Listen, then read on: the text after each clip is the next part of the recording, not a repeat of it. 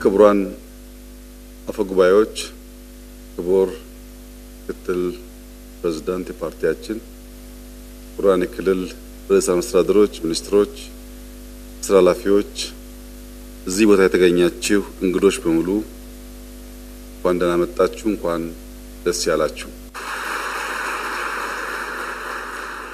ባለፉት 10-20 ዓመታት በመንግስት ስራ ውስጥ የነበራችሁ ሰዎች በተለይም ቴክኖሎጂ ጋር የሚያያዝ ስራ የምትሰሩ ሰዎች የዛሬውን ቀን እንዴት እንደምታዩት መገመት ያስቸግራል። እኔ ግን ብዙ ነገር አስታወሰኝ። አዲስ አበባ ከተማ አቶ መኩሪያ ምክትል ከንቲባ እያሉ የአዲስ አበባ መሬት ይዘረፋል እና በጂኦ ስፓሻል ዲጂታይዝ እናድርገው የሚል ሀሳብ ምን ያክል ሲያጨቃጭቅ ሲያካስስ እንደነበረ ሳስበው፣ የኢትዮጵያ ገቢው አነስተኛ ነው፣ ኦቶሜት እናድርግ ይቀየር አሰራሩ ስንል እስከ መንግስት ድረስ ክስ ቀርቦ የመንግስት መሪዎች ተሰብስበው ይሄ ጉዳይ ብሎ የገመገሙበትን ጊዜ በጣም ያስታውሰኛል። ቢፒአር፣ ቢኤስሲ ኦቶሜት እናድርግ፣ ዘመን ተቀይሯል፣ እንቀየር ሲባል የነበረው ትግል በሀገር መከላከያ ሚኒስቴር በተለመደው ትራዲሽናል መንገድ የምናደርገው ዝግጅትና አካሄድ አያዋጣንም፣ እንፍጠን፣ እንዘጋጅ ያልንበትን ዘመን ያስታውሰኛል። በነገራችን ላይ የዛሬ 10-15 ዓመት የኢትዮጵያ የመንግስት ተቋማት ውስጥ ቴክኖሎጂ ላይ የነበረው ጭቅጭቅ ዌብሳይት ይኖራችሁ አይኖራችሁ ነው። ዌብሳይታችሁ መረጃ አፕዴት አያደርግም፣ ያሉት ኢንፎርሜሽኖች የዋሉ ያደሩ የቆዩ ናቸው፣ ይሄን ማሻሻል አለባችሁ አለብን ነበር ጭቅጭቁ። ከዚያ ወጥተን የሲቪል ሰርቪስ የሚባለው የመንግስት ቁልፍ አገልግሎት ሰጪ ተቋም ህዝብን በብዙ መንገድ ያስመረረ ተቀይሮ አሁን ባለበት ሁኔታ ዘመናዊነት ተላብሶ ማየት ለእንደኔ አይነት ሰው የሚሰጠውን ደስታ መገመት ትችላላችሁ። በዚያ ያለፋችሁ ሰዎች፣ በዚያ ጭቅጭቅ ያለፋችሁ ሰዎች ደግሞ እንኳን ደስ ያላችሁ ብላችሁ ወዳችሁ። መሶብ የኢኮኖሚ ኢንፍራስትራክቸር ነው። ልክ መንገድ፣ ኤርፖርት እንደምንለው ለአንድ ኢኮኖሚ ቁልፍ መሰረተ ልማት ነው። መሶብን በጥቅል ብቻ ሳይሆን በዝርዝር ማየት ያስፈልጋል። አንድ ዜጋ መታወቂያ ለመውሰድ 30 ደቂቃ የሚወስድ ሰርቪስ ቢሆን ያዘምኖ በ10 ደቂቃ ውስጥ መታወቂያውን ማግኘት ከቻለ ለዛ ዜጋ በነፃ መንግስት 20 ደቂቃ የሚያክል እድሜ ጨመረለት ማለት ነው። ያን 20 ደቂቃ ከፈለገ ሰርቶ ያተርፍበታል፣ አርፎ ተጨማሪ ጉልበት ያገኝበታል፣ ሌሎችም ቁም ነገሮች ሰራበት ይችላል። 20 ደቂቃ ከአንድ ሰርቪስ ለአንድ ዜጋ ማትረፍ ማለት በብዙ ሰርቪሶች ሲሰላ በዚያ ሰው እድሜ ውስጥ ምን ያክል የነጠቅነውን ጊዜ የነጠቅነውን ነፃ እድሜ መልሰን እንደሰጠነው ማሰብ ትችላላችሁ። ጊዜ በጣም ቁልፍ ሀብት ነው። ሰዎች መለስተኛ ሰርቪስ ለማግኘት የምናጠቃቸው ጊዜዎች ሲደመሩ መንግስታት በእነሱ ድክመት ምክንያት አመታትን ከዜጎች ሊወስዱ ይችላሉ። ያንም ያክል ትርፍ የሚያስገኝ የኢኮኖሚ መሰረተ ልማት ነው። ሁለተኛው ሌብነት ነው። እጅ መንሻ የሚጠየቅበት ሰው አግኝተን ስቆ ሲያስተናግድ አሊያም አዝኖ ሲያባርረን የሱን መከፋትና ማዘን ወደኛ እያጋባው ያንን በሽታ ያንን ሸክም ይዘን በብስጭት ወደ ቤታችን ሄደን ቤተሰብ ውስጥ ችግር የምንፈጥር ሰዎች እንደዚህ ያለው የገንዘብ ብቻ ሳይሆን ኔጌቲቭ ኢነርጂን ተሸክመን ከመሄድ የሚያድን ገንዘባችንን ሴቭ የሚያደርግ ጊዜያችንን ሴቭ የሚያደርግ ዜጎች ደስተኛ ሆነው በዚህኛው ስራ ደስታ የሚቀጥለው ነገር እንዲያሳኩ ያደርጋል። ወረስት ኬስ ሲናሪዮ ደግሞ ብንወስድ አንድ ሰው ሰርቪስ ሊወስድ መጥቶ መታወቂያ ሰጪው አበሳጭቶት ካልከፈልከኝ አልሰጥህም ብሎት አስከፍቶት በብስጭት ሄዶ መኪና አስነስቶ ሊጋጭ ሊገድል ሊሞትም ይችላል።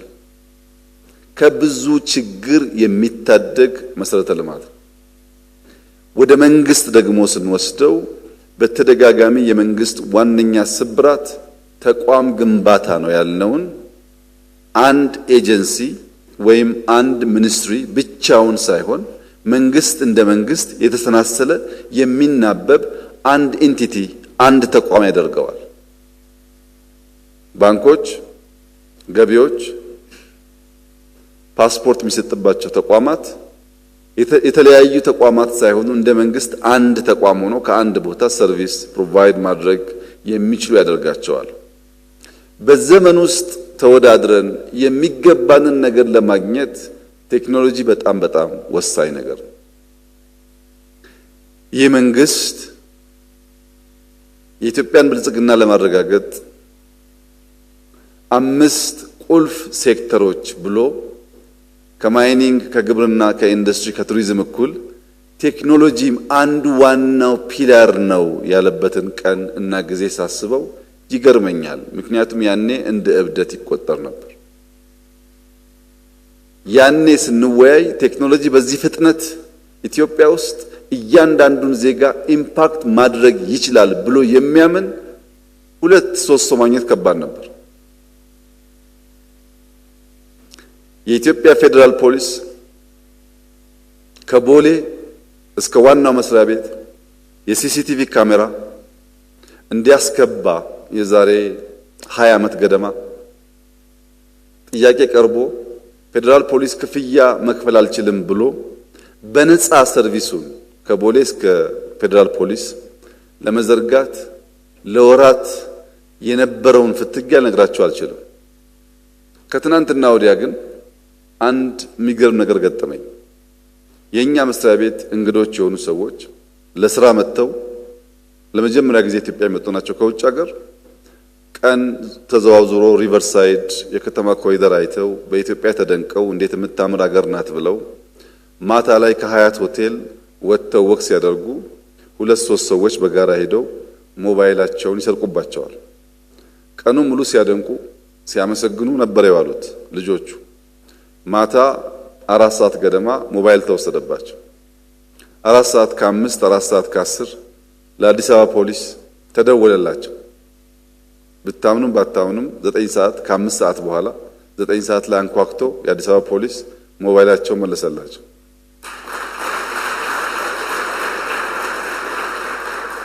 ኢትዮጵያን በመንገድ ንጽህናዋ በኮሪደሯ በተከለችው ዛፍ ነበር ስናደንቅ የዋልነው። ይሄንን ተአምር ግን አልጠበቅንም። እንኳን በነፃ አንኳኩቶ በራችን የሚያመጣ ፖሊስ ገንዘብ ተደራድረን ከፍለን እንኳን መልሰን ስልካችን እናገኛለን ብለን አልገመትንም ብለው ደስተኝነታቸውን ሲገልጹልኝ የኔ እንግዶች ናቸው። እንኳንም ያኔ ሲሲቲቪ ያጨቃጨቀን፣ እንኳንም ያኔ ለምነን ተለቅተን ሰራ ነው። ለሌሎች አይደለም ለኔ መልሶ ከፈለኝ ነገርየው ማለት ነው። እያየው በቅርቡ የቢሾፍቱ ኤርፖርት ስንጎበኝ ቨርቹዋሊ በዳሽቦርድ ፕሮጀክት እንዴት መከታተል እንደሚቻል እንዳየን ስንናገርም ሰምታችሁ ይሆናል። እዛ ያስደነቀኝ አንድ ነገር በኮንስትራክሽን ዘርፍ ቴክኖሎጂ መጠቀም ከማሽነሪዎች ውጭ አስቸጋሪ ነው። ማለት ዲጂታል ቴክኖሎጂ አይጠቀምም። የቢሾፍቱ ኤርፖርት ስትሄዱ የምታዩት ግን የተለየ ነገር ነው። እያንዳንዱ ግሬደር፣ እያንዳንዱ ዶዘር፣ እዛ ያልትላልቅ ማሽነሪስ በኤአይ ሰፖርት ይደረጋሉ። ለምሳሌ አንድ ጎርጓዳ ቦታ ያለው ኮትቻ አፈር ተነስቶ ሴሌክትድ ማቴሪያል የሚባለው ገብቶ ሲደመደም ሲደለደል በቤስ ኮርስ ደረጃ ስራው ካለቀ ኮንትራክተሩ ስራውን አቁሞ ሌላ ሱፐርቫይዘር ወይም ሌላ ኃይል መጥቶ በሚፈለገው ልክ ጥንካሬ መኖሩን መጠቅጠቁን ያይ ነበር። ታውቃላችሁ። ወደ ቤስ ኮርስም ሲያድግ እንደዚሁ ሰቤስ ሲሆን እንደዚሁ ቼክ ይደረጋል። አሁን ግን ራሱ ማሽኑ አፈር እየደለደለ የት ጋር በበቂ ደረጃ ኮምፓክት እንዳደረገ የት ጋር ደግሞ እንደሚቀር ራሱ ትልቁ ማሽን ያውቃል። እዚህ ጋር ይበቃም ብሎ በኤአይ እየታገዘ ይጨርሳል። ከዛ በኋላ ተጨማሪ ሰው መጥቶ ሱፐርቫይዝ አያደርግም። ምን ያክል ጊዜና ገንዘብ እንደሚቆጥብ ገምቱት። አብዛኛው የኛ ስራ የኛ አስፋልት ኳሊቲ የሚጎለውና በየቦታው የሚቆፋፈረው ሱፐርቫይዝ የሚያደርጉ ሰዎች እዚህ ጋር ቴስት አድርገው እዛኛው ጋር ቴስት ሳያደርጉ አፕሩቭ ያደርጋሉ፣ ረዘም ያለ ስራ ሲሆን። ማሽኑ ግን በእያንዳንዱ ሳንቲሜትር ራሱ እያየ እዚህ ጋር የኮምፓክት ደረጃው ያንሳል ስለሚል አስፓልቶቻችን በዚያ ቴክኖሎጂ ቢሰሩ ባጠረ ጊዜ ውስጥ አይፈርሱም ማለት ነው። የማይነካው ነገር የለም። ከሳምንት በፊት አይታችሁ እንደሆነ አላቅም፣ ክራቤቶች የጀመረው የስሪዲ ቤት አሰራር አለ፣ በማሽን የሚሰራው። አንድ ቤት በስሪዲ እያተሙ መስራት የሚያስችልን ቴክኖሎጂና እውቀት ኢትዮጵያ ውስጥ አየን። ሃውሲንግ የቤት ችግር ለኢትዮጵያውያን ስቃይ ነው። ስሪዲ ተጠቅመን ቤት የምናበራክት ከሆነ እያንዳንዱን ዜጋ እነካለን። የኛ መሰረተ ልማት ግንባታ ስርዓት ጥራት ያለው ለትውልድ የሚሸጋገር አይደለም። እንደምታውቁት ይሰራል፣ ሽሮ ፈሰስ ባይሆንም ይፈራርሳል። ያን የሚቀይር ዘመናዊ ማሽኖች ኖረው ጥራት ያለው ኢንፍራስትራክቸር ከገነባን 20-30 ዓመት ያገለግለናል። ዜጎች ለመታወቂያ ለፓስፖርት መከራ ከማየት ጊዜ ሴቭ ያደርጋሉ። በድምሩ ቴክኖሎጂ የማይነካው ሴክተር የለም። ግብርናችን እየነካ ነው፣ ኢንዱስትሪ እየነካ ነው፣ ማይኒንግ ሴክተር እየነካ ነው፣ ቱሪዝም በጣም በብዙ የተሳሰረ ነው። ቴክኖሎጂ ሴክተር የኢትዮጵያን የፋይናንሻል ሴክተር ዛሬ ከ55 ሚሊዮን ሰዎች ዜጎች በላይ በሞባይል መኒ በትሪሊየን የሚቆጠር ገንዘብ ትራንዛክት ሲያደርጉ የምታዩ ሰዎች አቅላችሁ አትመልከቱት። የዛሬ 19-18 ዓመታት የኢትዮጵያ ንግድ ባንክ ገንዘብ ከአንድ ብራንች ወደ ሌላ ብራንች በፋክስ በሚልክበት ዘመን ኦቶሜት እናርግላችሁ የሚለው ጥያቄ ወደ ፕራይም ሚኒስተር ኦፊስ ደረጃ ክስ ቀርቦ ተከሰን ተወንጅለንበት በመከራ ያሳካነው ጉዳይ ነው። የኢትዮጵያ ንግድ ባንክ በቀላሉ ገንዘብ ከአንድ ጫፍ ወደ ሌላ ጫፍ ትራንስፈር ማድረግ የቻለበት ሂደት በዋዛ የመጣ አልነበረም። ያኔ በዘመኑ ብርቅ ነበር። አሁን ግን ሞባይል መኒ መጣ። ሰው ከቤቱ ሳይወጣ ባንክም ሳይሄድ ገንዘብ ትራንስፈር ማድረግ የሚያስችልበትን ኢምፓክት ቴክኖሎጂ አምጥቷል። ይህ ሴክተር አሁንም በዘገየነው ልክ ሳይሆን ተሽቀዳድመን በሚገባን ተርታ እንድንቆም የማድረግ ብቃቱ ከፍተኛ ነው።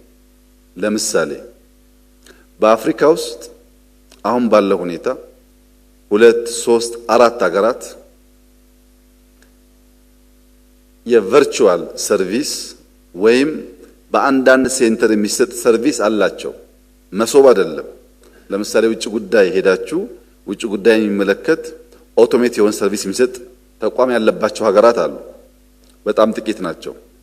በአፍሪካ ደረጃ ልክ እንደ መሶብ ዩኒፋይድ የሆነ ሁሉም ሰርቪስ ከአንድ ቦታ የሚሰጥበት ሀገር ግን የለም። ለአንድ ኤጀንሲ፣ ለአንድ ሚኒስትሪ፣ ለአንድ ተቋም ይሰጡ የሞከሩ አሉ። የኛ የሚደንቀው በአንድ ዓመት ጊዜ ውስጥ አንድ ብለን ጀምረን 70 ብራንች መድረሳችን ነው። 70 ብራንች በአፍሪካ ሳይሆን እንደ ልምድ መውሰጃ ብለን የንባቸው ሀገራት በ10-15 ዓመታት 70 አልደረሱም። 10-15 ብራንች ነው የደረሱት። ስኬሉ ይገርማል። ያ ደግሞ በተሟላ ሁኔታ ሳይጠናቀቅ ወደ ባስ እንቀይረው፣ ባስ የመሶብ ሰርቪስ ይስጥ ብለን ከጀመን 3 ወር ገደማ ነው። የዛን ዕለት ባስ መሆኑ ብቻውን በቂ አይደለም፣ ኤሌክትሪክ ባስ መሆን አለበት። የጋዝ ስላወጣን የጋዝ ባስ መሆን አለበት ብለን ነበር። 3 ወር ሳይሞላ አሁን ውጪ የጋዝና የኤሌክትሪክ መሶብ ማየት ይቻል። ከሁሉም ይደንቀው ደግሞ በአፍሪካ በሁሉም መስክ የመጀመሪያው የሆነው ዩኒፋይድ መሶብ አፕ ነው። በስልክ አንድ ሴንተር ሄዶ መገልገል አስደናቂ መሆኑን ተደንቀን ሳንጨርስ ዜጎች ከስልካቸው ላይ አንዳንድ ጉዳይ ካላቸው ከቤታቸው መገልገል የሚያስችል መሶብን ከሴንተር ከባስ ወደ ሴልፎን ወደ ሞባይል ያስገባ ነው።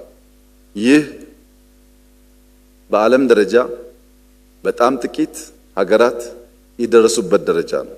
ምክንያቱም በሁሉም በቴክኖሎጂ ባደጉ ሀገራት ውስጥ ትልቁ ችግር ዳታን ከአንድ ተቋም ወደ አንድ ተቋም ያለውን መቀያየር መለዋወጥና የዳታን ኤክስቼንጅ በበቂ ደረጃ መገልገል አለመቻል ነው። ብዙዎች ጋር ዳውን ሳይድ ሆኖ የሚነገረው ይህንን ነገር የሚፈታው ስልክ የተለያዩ ተቋማትን ሰርቪስ በአንድ ስልክ መገልገል ከቻል ቀጥሎ የሚጠበቅብን ጉዳይ እነዚህን ዳታዎች የምናከማችበት አንድ ቦታ መፍጠር ነው። ከዚህ ቀደም ብየዋለሁ። የኢትዮጵያ አርቲፊሻል ኢንተለጀንስ ኢትዮጵያ የናሽናል ክላውድ እንድትገነባ የተሰጠውን አቅጣጫ ተቀብሎ ምናልባት በሚቀጥለው ዓመት የሚጠናቀቅ ይመስለኛል።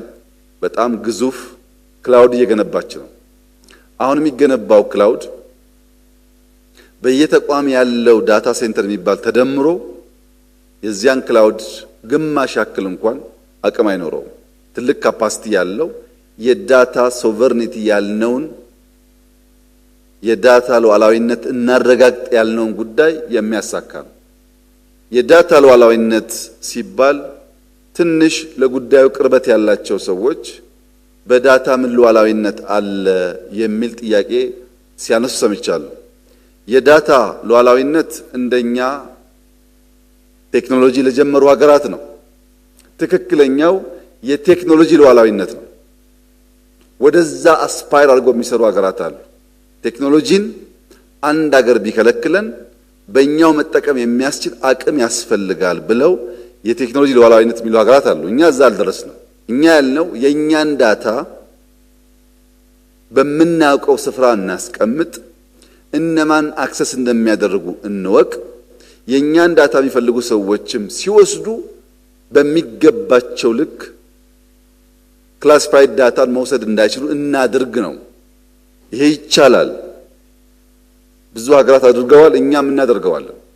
ዳታ ውድ ሀብት ስለሆነ ነገር ግን የዳታ ሶቨርኒቲን በናሽናል ክላውድ ግንባታ ብቻ ሳይሆን በካቢኔ ሕግ አውጥተን ብቻ ሳይሆን በየተቋም ይህ ጉዳይ እንተገበር ከጀመርነው ጎን ለጎን በቂ ስላልሆነ የሃርድዌር ምርት እንጀምር ብለን የኤአይ ኢንስቲትዩት ከእናንተ ተቋም ጋር በመሆን የላፕቶፕ እና አይፓድ ፋብሪካ ከኤአይ ዩኒቨርሲቲ ጋር ደምሮ እየሰራ ይገኛል። በጥቂት ዓመታት ውስጥ ሶፍትዌር ላይ ያለን ብቃት፣ ዳታ ላይ ያለን ብቃት በሃርድዌር ደረጃም ላፕቶፕ እና አይፓድ ማምረት የሚያስችል ስራ እየተሰራ ይገኛል ኢትዮጵያ ውስጥ። ይሄ በሶፍትዌር ላይ ያመጣነው ብቃት የዳታ ሶቨርኒቲን አስፓየር እንድናደርግ ከረዳን በሃርድዌር ደግሞ የጀመርናቸው ጉዳዮች እያደጉ ሄደው ከሆነ ዓመታት በኋላ ልጆቻችን የቴክኖሎጂ ሶቨርኒቲ ማለት የሚያስችላቸውን አቅም ለመፍጠር መሰረት ይጥላል ማለት ነው። ቴክኖሎጂ በሁሉም መስክ ኢትዮጵያ ውስጥ እያመጣ ያለውን ነገር ለመገንዘብ እንዲያግዘን 55 ሚሊዮን ሞባይል ተጠቃሚዎች የቴሌብር ይጠቀማሉ። 5 ሚሊዮን ኮደርስ ኢትዮጵያ ውስጥ ሰልጥነው በቨርቹዋል ሰርቪስ፣ በቢፒኦ፣ በስታርታፕ ለመቀጠር የሚያስችል መሰረት ይዘዋል። መሶብ አንድ ብለን በአመት 70 ደርሰናል። ዲጂታል ፋይዳ ለብዙ ጊዜ የተናገርንበት ጉዳይ ቢሆን ዲጂታል አይዲ ፋይዳ በቅርብ ዓመታት ጀምረን 45 ሚሊዮን በላይ ደርሰናል።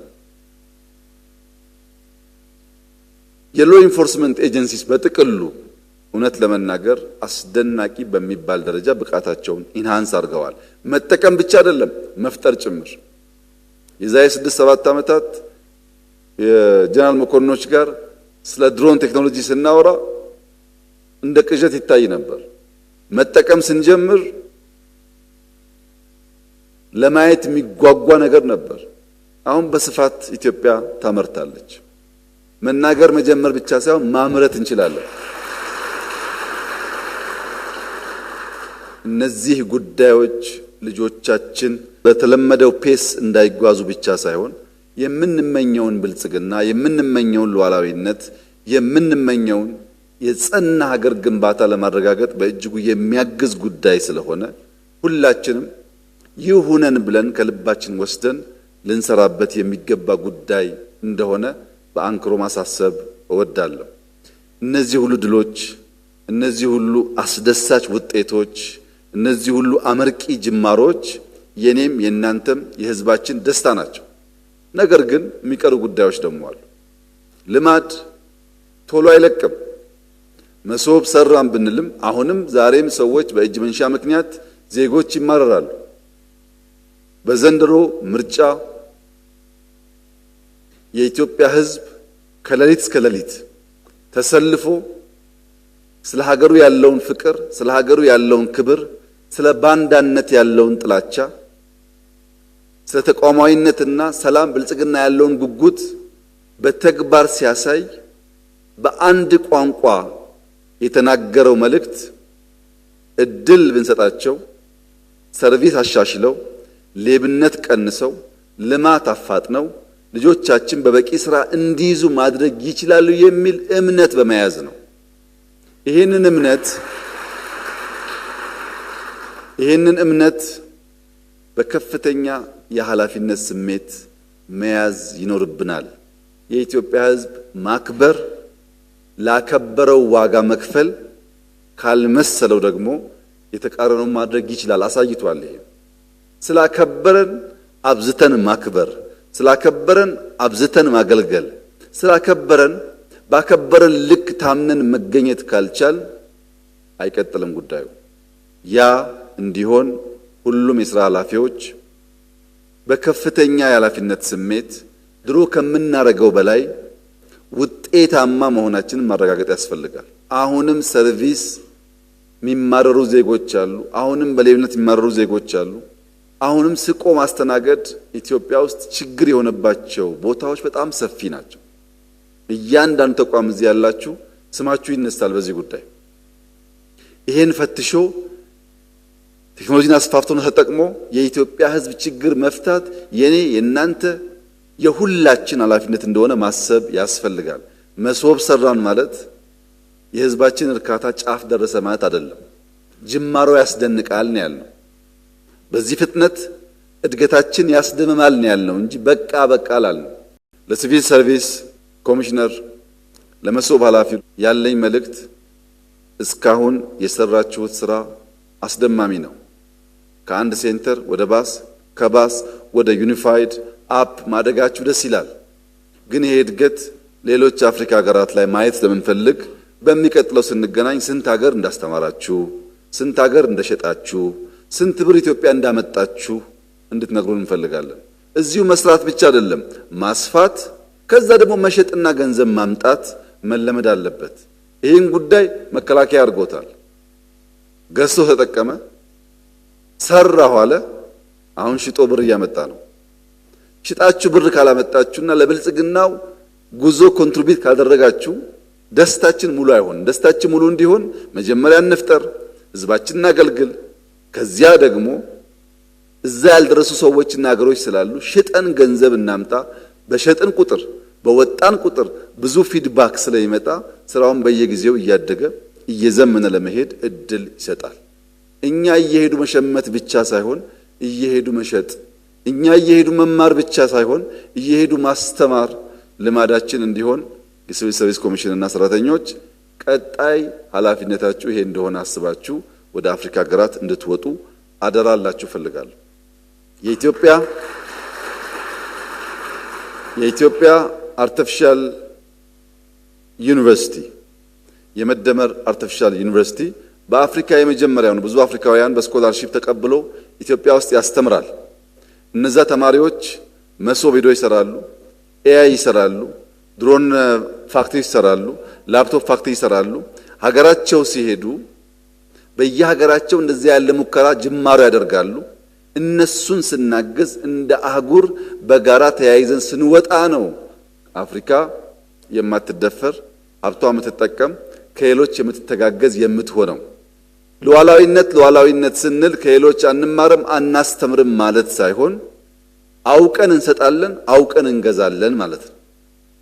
ኢንተርዲፔንደንሲው በእውቀት ላይ የተመሰረተ መሆን አለበት ማለት ነው። ያን ማሳካት እንድንችል እንድንረባረብ አደራላችሁ ፈልጋለሁ። እጅግ የተወደዳችሁ የሥራ አመራሮች የዛሬ 6 ዓመት ስንዴ ኢትዮጵያ ውስጥ ማምረት አለብን መግዛት የለብንም ስንል የነበረን የስንዴ ማምረት ብቃት ውስን ነበር። ትልቋ ስንዴ አምራች አፍሪካ ውስጥ ግብጽ ነበረች። 9.7 ሚሊዮን ቶን በአመት ታመርታለች። እኛ በጣም እናንስ ነበር። ዛሬ ኢትዮጵያ 33 ሚሊዮን ቶን በአመት ታመርታለች። ከሁለተኛዋ ግብጽ ከ3 እጥፍ በላይ ከሁለተኛዋ ግብጽ ከ3 እጥፍ ትበልጣለች።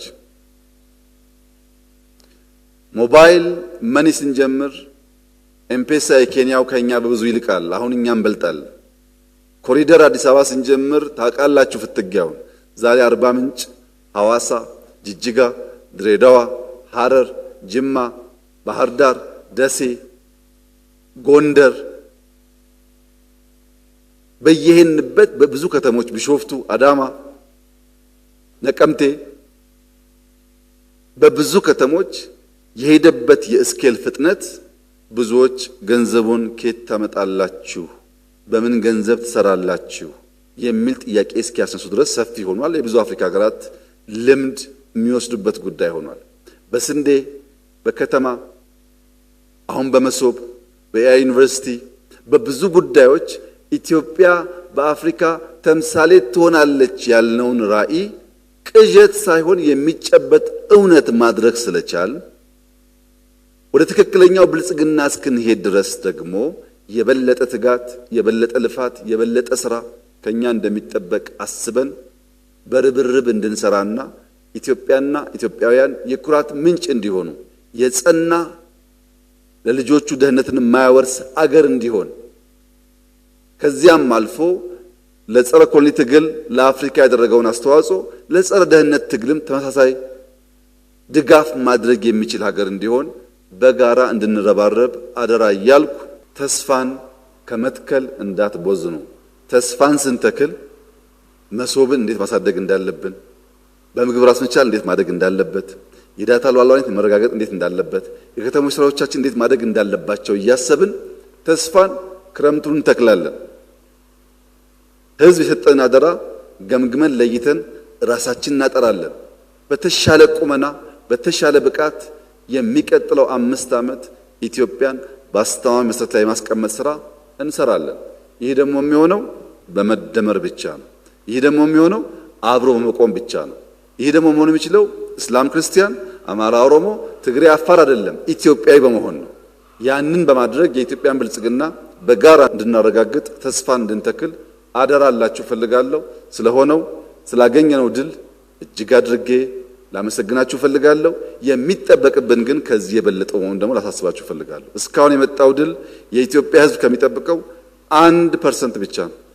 ለቀሪው በጋራ እንረባረብ። እጅግ አድርጌ አመሰግናለሁ።